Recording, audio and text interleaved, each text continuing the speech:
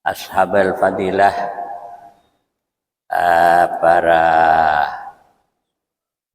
para ulama, para sepuh, para kiai, para ustadz, para nyai, bapak-bapak, ibu-ibu, khususnya para jemaah subuh Masjid Agung yang saya muliakan, yang saya hormati. Pertama-tama marilah kita bersyukur kepada Allah Subhanahu wa taala, di mana pada hari ke-16 ini di bulan Ramadan kita ini masih diberi kesehatan, masih diberi kesempatan untuk melaksanakan puasa bulan Ramadan. Bagaimana kita ketahui bahwa bulan Ramadan ini bulan yang sangat mulia, bulan yang sangat dimuliakan oleh Allah Subhanahu wa taala, di mana pahala, ganjaran, kenceran dekonde matura dilipat gandakan.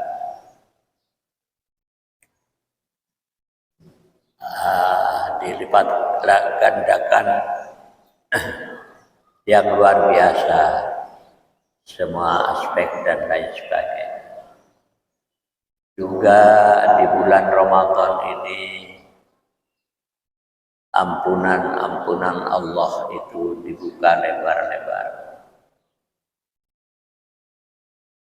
sehingga di samping kita melaksanakan kewajiban bulan Ramadan, maka harus kita dukung dengan sholat-sholat atau ibadah-ibadah sunat yang lain. Kalau bulan Ramadan sudah pasti, kalau puasanya sudah pasti itu kan kewajiban, tapi itu harus disertai dengan sunnah-sunnah, ibadah-ibadah sunnah yang lain, terutama ibadah sunnah sholat tarawih. Karena apa? Karena sholat tarawih itu tidak ada selain di bulan Ramadan. Kalau yang lain itu kan bisa dilakukan di luar bulan Ramadan. Sholat tahajud, sholat witir, sholat sunnah-sunnah yang lain, baca Al-Quran dan lain sebagainya. Tapi kalau sholat tarawih tidak bisa di luar bulan Ramadan. Maka dari itu bapak-bapak, ibu-ibu kita ini harus betul-betul memaksimalkan untuk ikut sholat tarawih,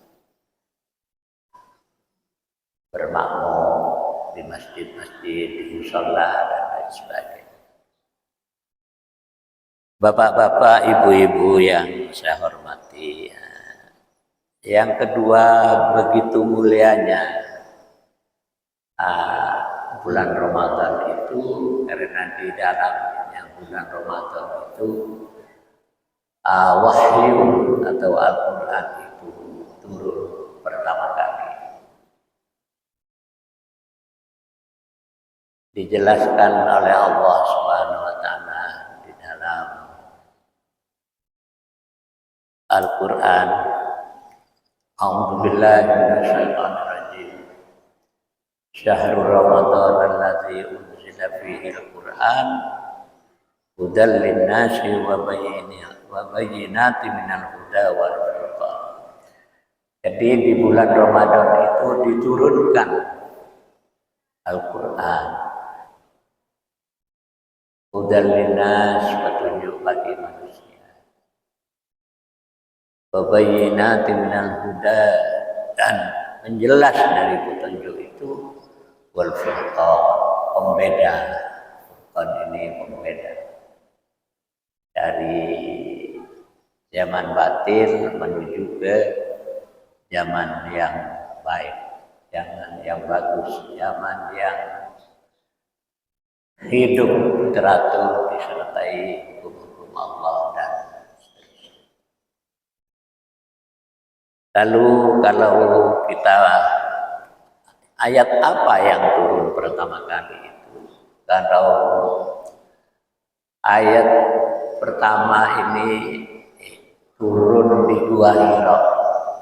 Nabi panjenengan sedaya ampun melaksanakan haji mesti di Tulget jika eke badan Gua Hira kanoneng ongke, tapi semakin telepon sudah dibangun Gua Hira jadi satu nabi, bahkan wajah telepon berdelik dan lain sebagainya. Di atasnya ada bangunan-bangunan termasuk warung makan, kafe dan lain sebagainya. Lagu dari kunang apa nang YouTube tidak tahu sendiri. Ayat kenapa pertama saya di samping di Gua Hira ada ayat proses. Jadi prosesnya kadinto pada usia memasuki usia 40 tahun. Rasulullah kadinto Kanjeng Nabi Muhammad sallallahu alaihi wasallam cek mungkinnya kontemplasi di Gua Hira. Benar. Ini kan bagian dari tuntunan Allah Subhanahu wa taala. Dan Nabi Muhammad kaito mensejarah kan panjenengan lawan yang sedaja uminya Kak Dinto Siti Aminah. Ayahnya Abdullah bin Abdul Muthalib. Ketika Nabi Muhammad lahir,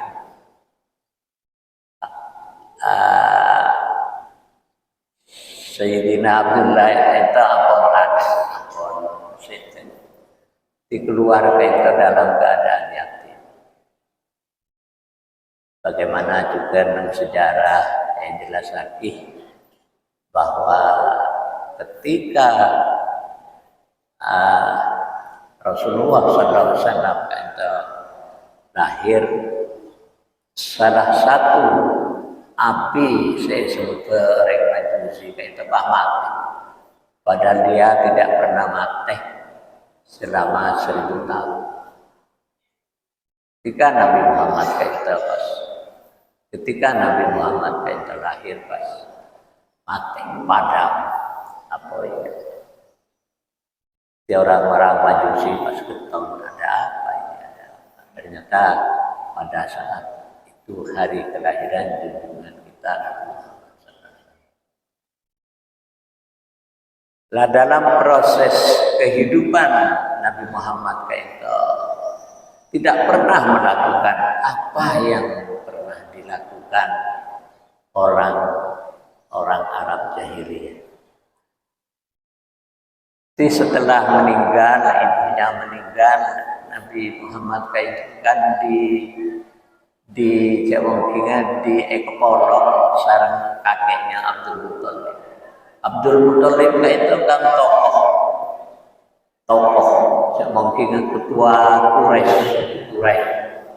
Saya menguasai Ka'bah, saya memegang Ka'bah. Lah itu kan Nabi Muhammad kecil, Muhammad ibn tadi Nabi. Itu kan selalu dibawa oleh Abdul Muthalib, dibawa rapat, dibawa napa pada masyarakat itu. Nah, Nabi Muhammad itu tidak pernah tahu apa rapat-rapat itu. Karena pada saat itu zaman jahiliyah. Karena apa? Karena Muhammad kecil itu asarin. beberapa pasaran, jadi tidak pernah tahu. Tidak pernah melakukan kejahatan-kejahatan yang dilakukan pada maksudnya dalam proses menuju kenabian itu tidak pernah melakukan kemaksiatan, termasuk minum khamr, itu tidak pernah.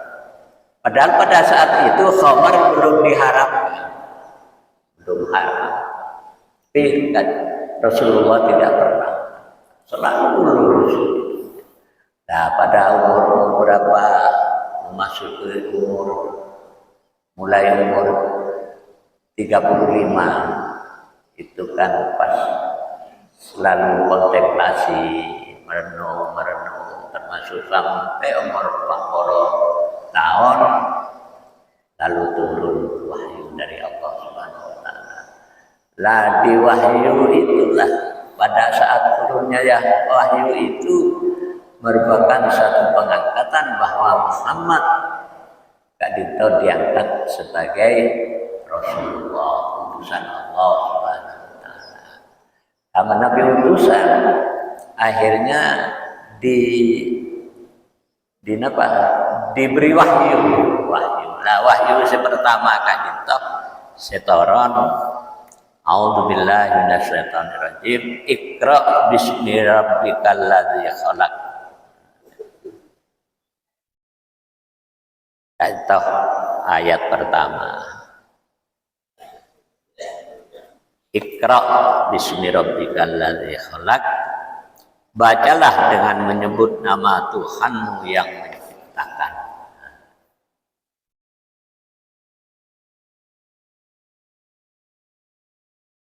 Menabinang sejarah, tulis beberapa tulisan ketika malaikat Jibril nika membaca Iqra, jadi wahyu itu turun melalui malaikat Jibril. Iqra bismi rabbikal ladzi khalaq. Bacalah dengan menyebut nama Tuhanmu yang menciptakan. Jawab sareng Kanjeng Nabi, wa ma ana biqari, saya tidak bisa baca. Tapi malaikat Jibril ya tokone Iqra bismi rabbikal ladzi. Terus sampai 3 kali akhirnya Rasulullah sallallahu alaihi wasallam napa maca Iqra bismi rabbikal ladzi. Lah Iqra kan itu pengertiannya kan membaca. Membaca. Kalau dalam konteks bahasa Iqra mereka membaca, sekedar membaca. Di dalam konteks syariat, kalau istilah atau bahasa itu membaca. Tapi dalam konteks yang lebih luas, membaca kan itu tidak sekedar membaca Iqra bismi rabbikal ladzi khalaq kepada umatnya, tapi bagaimana kita ini bisa membaca, ya membaca situasi, membaca keadaan, membaca semua hal yang berkaitan dengan kehidupan. Salah satu contoh, yang kita dinto semakin ini kan luar biasa. Saya nyala HP tadi, apa yang tidak ada di HP itu. Semua berita-berita hoax dan lain sebagainya itu kan ada di HP. Nah, dalam konteks ini kita bisa dalam Iqra itu membaca, tapi baca itu pengertiannya bagaimana kita membaca, tapi kelanjutannya bagaimana. Berita-berita yang hoax itu jangan dimasukkan kepada hati, dimasukkan kepada pikiran kita. Ya. Harus disaring dulu.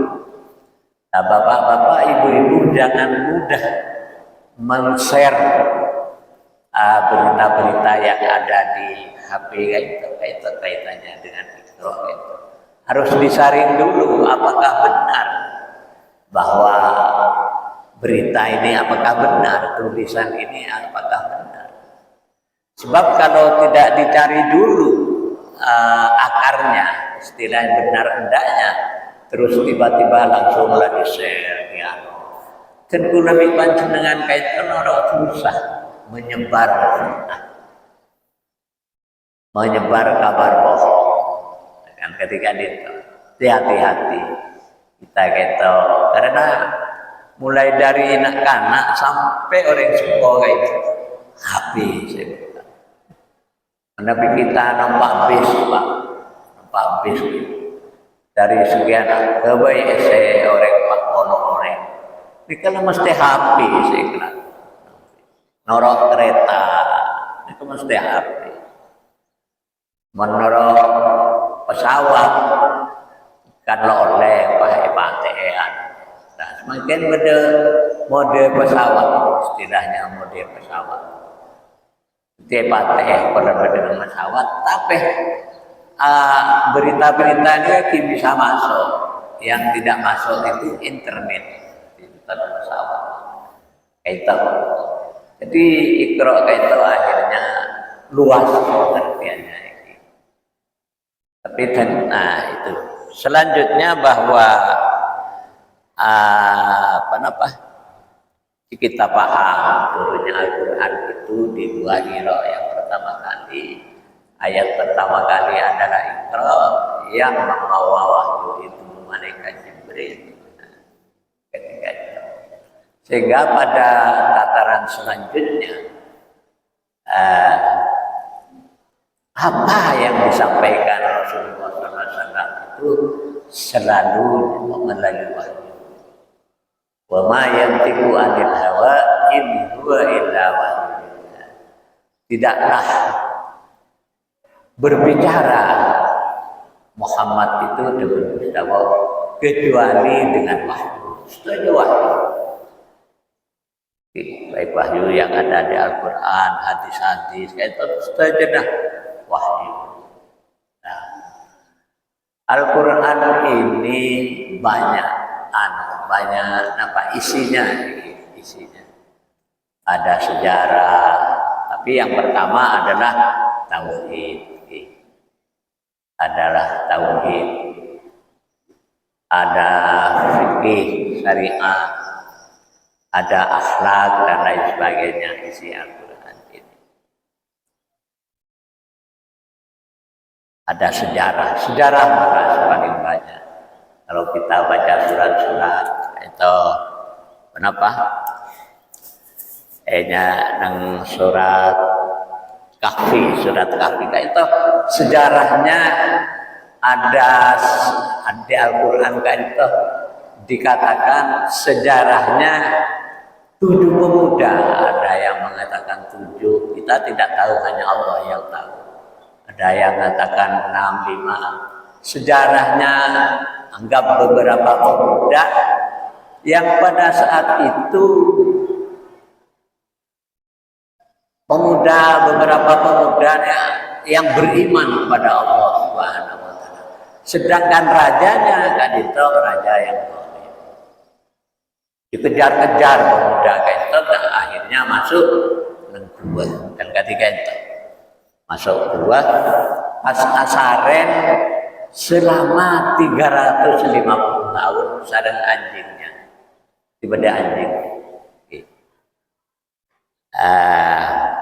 Nikah secara nikah makin biten kula bacaan kenapa sanad Kahfi gitu.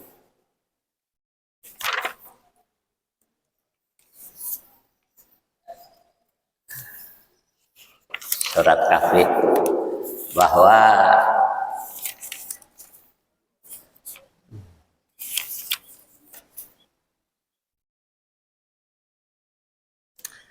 di menabineng ayat pertama surat Kahfi kita Bismillahirrahmanirrahim. Alhamdulillahilladzi anzala ala abdil kitab wa lam yaj'al lahu iwaja. Alhamdulillah, segala puji bagi Allah. Anzala ala abdil kitab, yang telah menurunkan kitab ini dalam pengertiannya Al-Quran kepada hambanya, dan dia tidak menjadikan bengkok. Jadi turunnya Al-Quran itu sebelum di zaman jahiliyah kan itu kelakuan kayak itu kan kemungkinan kan bengkok. Nah, setelah ada Al-Quran itu tidak ada kebengkokan lagi. Jadi ketika itu salah satu sejarah Al-Kahfi, surat makan pahenya mai Al-Kahfi ketika itu. Selanjutnya sejarah nang Al-Kahfi itu adalah Nabi Musa. Jadi nang ayat ini kan Nabi Musa itu sejarah kadito mungkin amator dari Gusti Allah. Intinya mator kadito beda orang intinya nih inti ya, bahasa Indonesianya bahasa kita mator dari Gusti Allah beda orang lebih alim, lebih pintar dari tentu dari Gusti. Pas jawab Gusti Allah kadito. Jawab kadito. Mulai dari Kak Dito. Tibah bi Gusti Allah perintah sara entar dengan pengkir laut. Pas atamobi menurut sejarah kaito, menurut ulama dan lain sebagainya, menurut hadis kaito Nabi Khidir. Terjadi dialog Rasulullah sallallahu alaihi wasallam sareng Nabi Khidir kadito. Dialognya kini surat Al-Kahfi itu.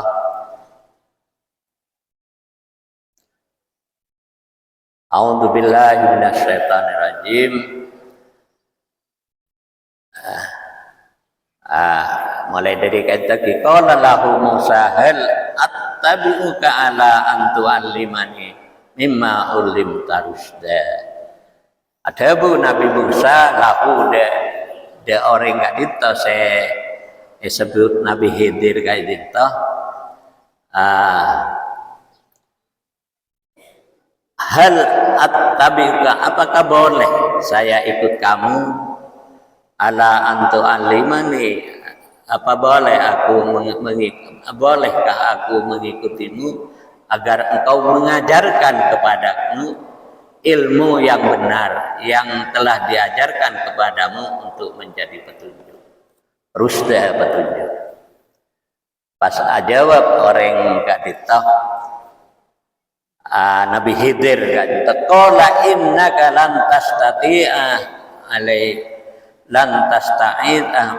tastati'a ma'iya sabra. Debu Nabi Khidir innaka de Nabi Musa saungkun lan tastati'a lo kira kebesa norontok Ma'ya sabra, nara engkau sabra, mane sabar, lo kira sabar. Nabi Musa jawab ada itu dialog kan. Dialognya Nabi Khidir sama Nabi Musa kan itu disejarahkan, dikebuaki jadi wahyu kepada Nabi Muhammad SAW. Kenapa beda wahyu mereka? Karena beda orang-orang Yahudi itu tanya dia kanjeng Nabi. Sebuah kita bawa cerita lagi.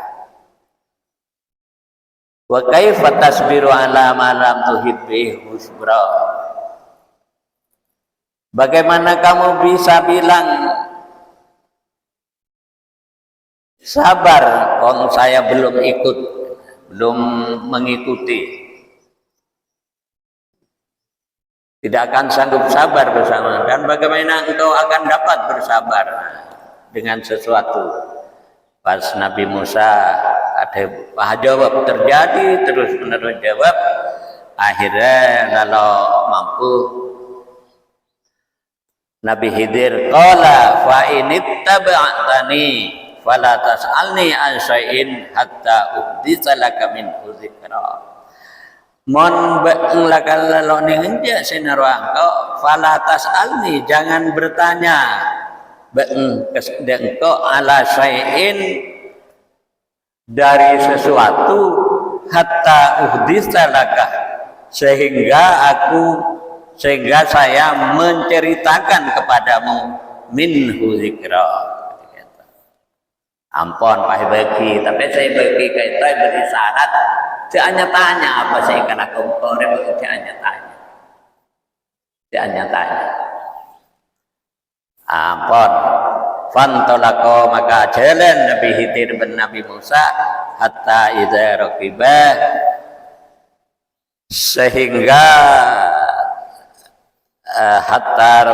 sehingga dia naik hatta idza raqiba sehingga dia naik fi safinati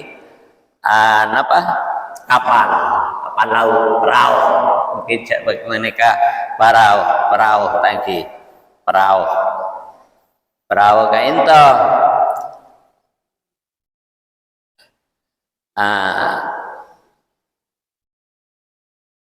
khorokoha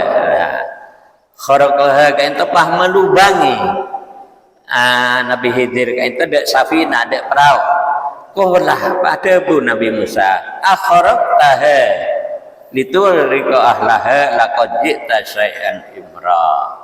Pas kiatanya Nabi Musa padahal kelak syarat tekan lo nampu atanya. Mengapa engkau melubangi perahu itu? Apakah untuk menenggelamkan penumpangnya? Jawab bi Nabi Khidir kayaknya.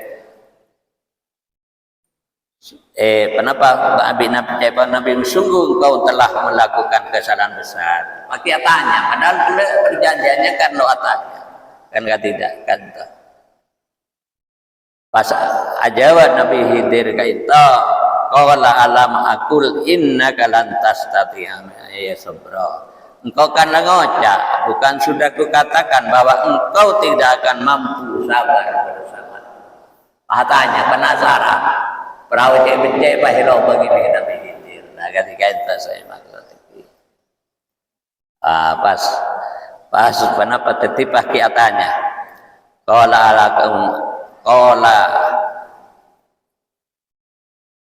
dia berkata bukan pas jawab dia Musa berkata janganlah engkau menghukum aku karena kau engkau ceopo engkau anak keliru engkau sabar maka engkau bukan moral engkau bakal sabar ajalan pas ajalan Nabi Musa kan Nabi Khidir kayak itu pas ajalan fantolako pas ajalan keduanya hatta idza laqiya gulaman faqatalahu fantolako ajalan keduanya hatta idza laqiya sampai atemu gulaman seorang anak faqatalahu pahipate Nabi Khidir anak engganteng ni pahipate ternyata lo sabar boleh kalau aku tahu nafsan zakiyatan bi ghairi nafs apa mai pate anak jadi bang laqad ji'a syai'an nukra laqad ji'a syai'an nukra kalau terjadi dialog qala alam aqul laka innaka lan tasti'a ma ya sabra kau tak ngocak lo kira sabar neraka intinya begitu kan qala in sa'altuka an syai'in qala in sa'altuka an syai'in ba'daha fala tusahibni qad balagta min ladunni udhara. Pas Nabi Musa jawab Nabi Khidir pas jawab mun ki atanya boleh sekalian ki min ladunni udhara de maka pesa intinya ketika bon jalan boleh fantolako jalan keduanya hatta idza ataya ahla qaryatin istat'ama ahlaha fa'abaw ayyudayifu ma fawajada fiha jidara yuridu ayyaqadda fa'aqamah qala law syi'ta latakhatta alaihi ajra. Pas jalan keduanya pas nemu tembok ni rebu mungkin nemu tembok rebu pas apa becek di Nabi Khidir tembok penutup boleh. Nah, san la ajeling kadi ini kepas Nabi Musa lo sabar juga, ternyata lo sabar juga. Ada bu Nabi Musa, kola ada bu Nabi Musa, lau syi'ta latakhatta alaihi ajra. Kan la bangun tembok ki, mon dia gelem dan Nabi Khidir, latakhatta ngabang alaihi de mabica itu ajra. Kenapa ajra ni ka pelajaran. Ampun kalau kali ki, lek tak le peringati mon ribet kiatanya boleh, abesa. Qala hadza firaqu baini wa bainak. Qala adabu Nabi Khidir, hadza firaqu baini riyah. Setia riyah firaqu pesana baini wa bainak. Saunabbiuka bi ta'wili ma lam tastati alaihi sabra. Bingko ceret kenah arti-arti dari sekala kau qara amma safinatu fakanat limasakini ya'maluna fil bahri faratu an aibaha wa kana wara'ahum maliku ya'khudhu kull samatin ghasba.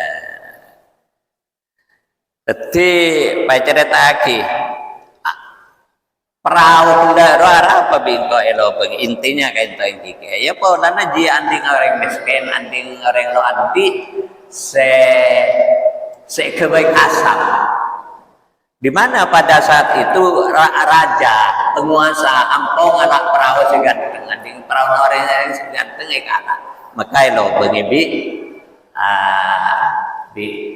bi Nabi Khidir kayak itu wa amal gulamu adapun nak kanak kene kelak pakana abawahu maka bade bapak mukminah ini orang mukmin fahusina ayur kahmatu yana wa kufra.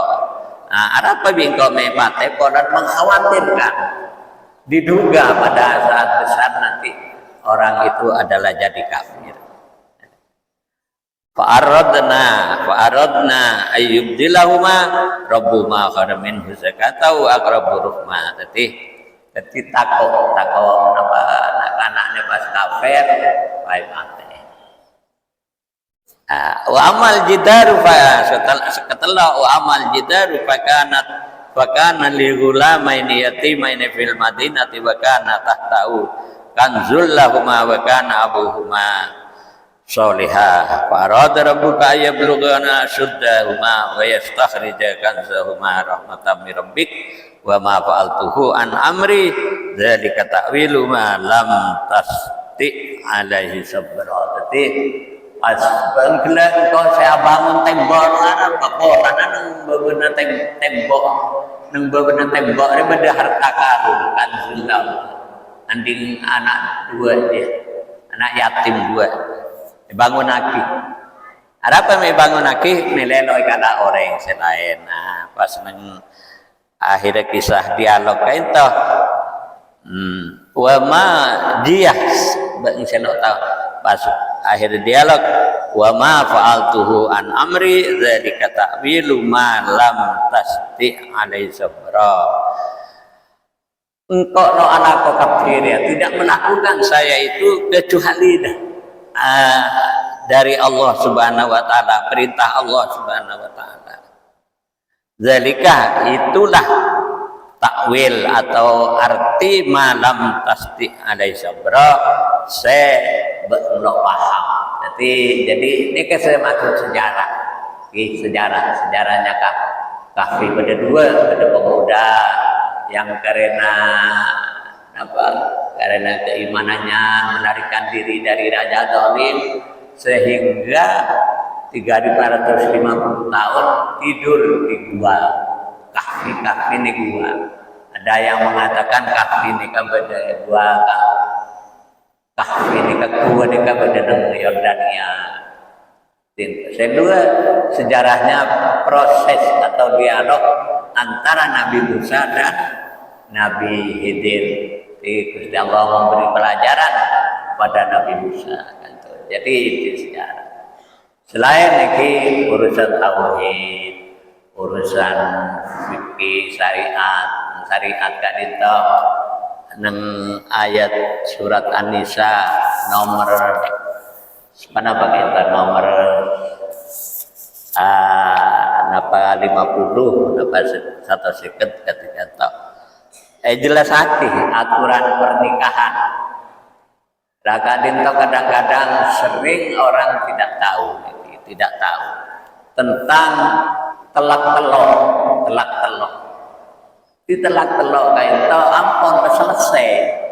Orang laki menabi pas nelak sampai telok, ada proses telak di kamar ke kata-kata, ada proses karena memang 3 kali. Kayak itu telok bisa. Eka rajibone ampun telok bisa. Makanya kita ini harus hati-hati dengan kata-kata. Agak pun tidak dioleh orang anak telak. Agak dari ini kata-kata jelas telak itu loh. Lama Nabi telak situ kan sebelum keluar iddah kan bisa pangocap oleh bentang bini terus telak oleh kedua lena paman satu kejadian pas ampun kilo iddah pas ngocap oleh teti tapi ketika sudah 3 kali lalu bisa boleh pas itu apa? Kodu istilahnya mahallil nikah menyela. Ketika kodu ekabin orang laki lain guru bisa ekabin. Nanti kalau banyak kejadian.